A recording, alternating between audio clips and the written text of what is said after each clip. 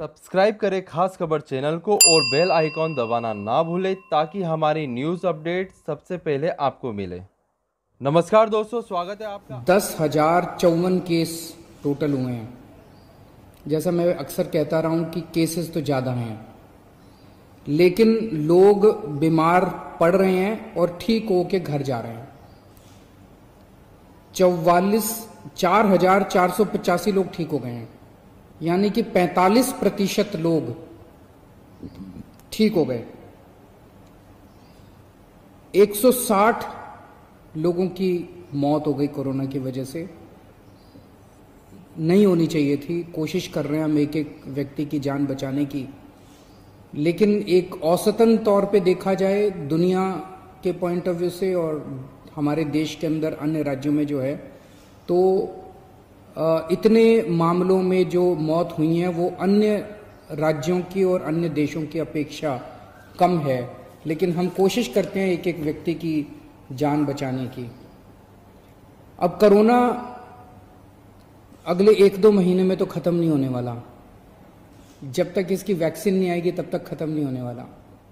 तो जैसा मैं कई बार अक्सर कहता रहा हूं कि कोरोना के साथ अब अपने को अपनी ज़िंदगी चलाने की आदत डालनी पड़ेगी।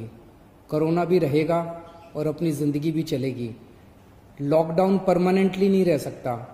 1.5-2 महीने जो लॉकडाउन रहा, इस समय का हम सब लोगों ने, दिल्ली सरकार ने अपनी तैयारियां करने के लिए इस समय का इस्तेमाल किया।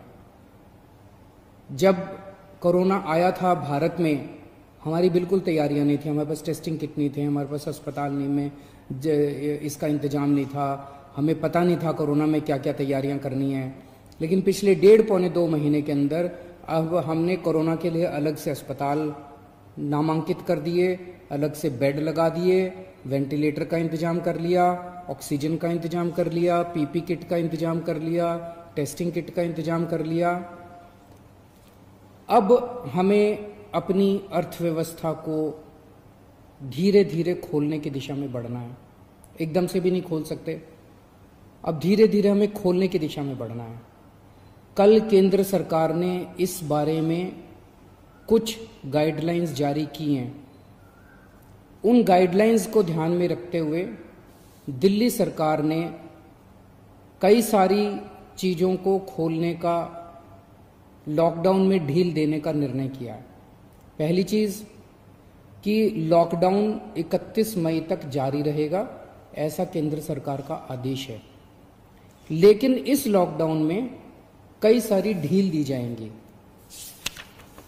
पहले मैं आपको ये बता दूं कि क्या क्या अलाउ नहीं होगा दिल्ली के अंदर।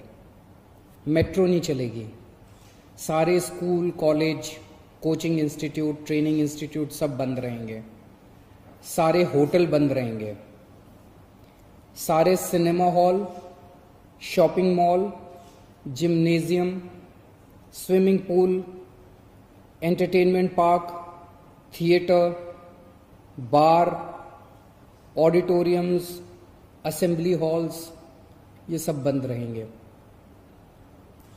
Social, political, sports, entertainment, academic, cultural, religious या किसी भी तरह की बड़ी गैदरिंग्स ये नहीं हो पाएंगी, ये अलाउड नहीं होंगी। कोई भी धार्मिक स्थान या रिलीजियस प्लेस या प्लेसेस ऑफ वर्शिप बंद रहेंगे। कोई भी रिलीजियस गैदरिंग अलाउड नहीं होगी। बार्बर, स्पा और सैलून ये अभी फिलहाल बंद रहेंगे। शाम को 7 बजे से सुबह 7 बजे तक घर से निकलना अलाउड नहीं होगा, केवल एसेंशियल सर्विसेज के लिए अलाउड होगा। 65 साल से ऊपर की उम्र के लोग, 10 साल से छोटे बच्चे, प्रेग्नेंट महिलाएं और जिन लोगों को दूसरी बीमारियां हैं जैसे डायबिटीज़, दिल की बीमारी, ऐसे लोग का घर से निकलना वर्जित होगा, क्योंकि इन लोगों के लिए कोरोना जानलेवा साबित होता है। रेस्टोरेंट्स को खुलना अलाउ होगा, लेकिन वहाँ बैठ के खाना अलाउड नहीं होगा, केवल रेस्टोरेंट्स में होम डिलीवरी अलाउ होगी। स्पोर्ट्स कॉम्प्लेक्स और स्टेडियम ये खोल दिए जाएंगे, लेकिन यहाँ किसी भी मैच के दौरान दर्शक अलाउड नहीं होंगे। ट्रांसपोर्टेशन को खोला जा रहा है, तो auto rickshaw, e rickshaw, cycle rickshaw ये अलाउड होंगे, लेकिन केवल एक पैसेंजर। टैक्सी,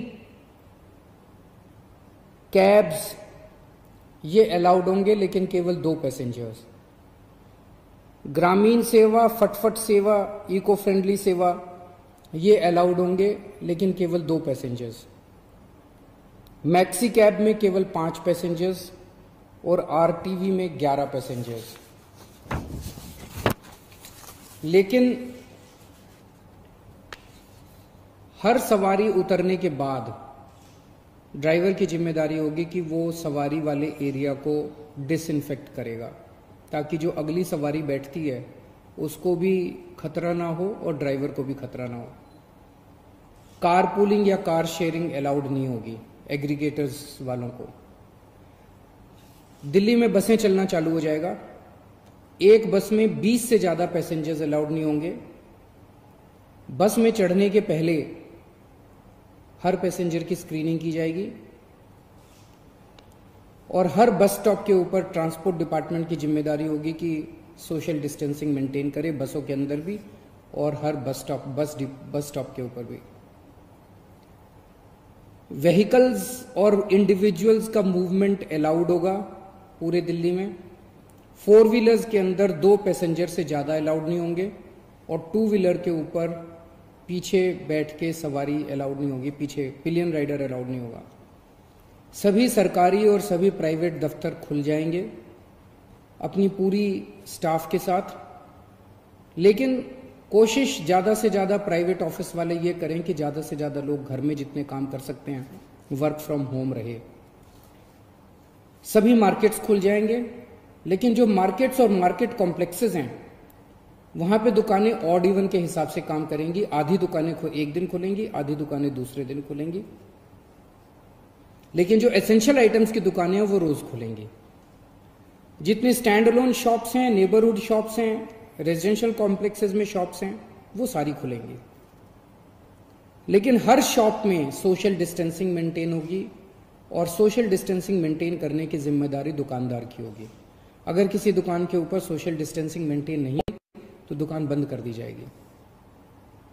जितने इंडस्ट्री है सारी इंडस्ट्री खोली जाएगी, लेकिन इनके टाइमिंग्स को थोड़ा सा स्टैगर कर दिया गया है भीड़ को रोकने के लिए।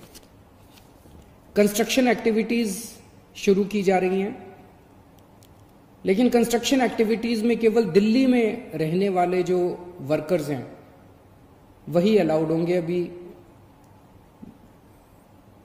ट्रांस बॉर्डर वर्कर्स अभी लाना, बाहर से वर्कर्स को अभी लाके वो अलाउड नहीं होगा। शादी के लिए केवल 50 गेस्ट्स अलाउड होंगे और उसमें सोशल डिस्टेंसिंग मेंटेन की जाएगी। फ्यूनरल के लिए केवल 20 लोग अलाउड होंगे और उसमें सोशल डिस्टेंसिंग मेंटेन की जाएगी। कंटेनमेंट जोन्स के अंदर किसी भी किस्म की कोई एक्टिविटी अलाउड नहीं होगी एसेंशियल सर्विसेज को छोड़ के। इंटरस्टेट पिछले कुछ दिनों में देखा गया कि बॉर्डर के ऊपर नर्सेज को, डॉक्टर्स को रोक दिया गया। केंद्र सरकार ने भी ये आदेश दिए हैं कि बॉर्डर के ऊपर डॉक्टर्स को, मेडिकल प्रोफेशनल्स को, नर्सेज को, पैरामेडिकल स्टाफ को, सैनिटेशन पे काम करने वालों को, एम्बुलेंस को, इनको बिना रोक टोक के अलाउड किया जाएगा।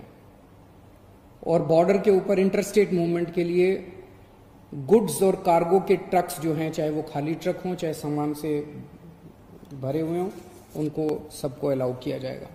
और सबसे ज़रूरी है कि मास्क पहन के निकलना अनिवार्य है, सबको मास्क पहने रहना ज़रूरी है और सोशल डिस्टेंसिंग हर जगह मेंटेन करना ज़रूरी है।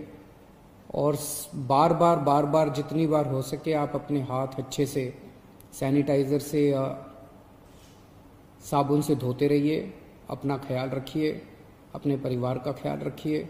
बड़ा कठिन समय है, लेकिन मुझे पूरी उम्मीद है जिस तरह से आपने पिछले 2 महीने में तपस्या की है, आपकी तपस्या ये बेकार नहीं जाएगी और हम सब लोग मिलके कोरोना से जीत पाने में कामयाब होंगे। नमस्कार।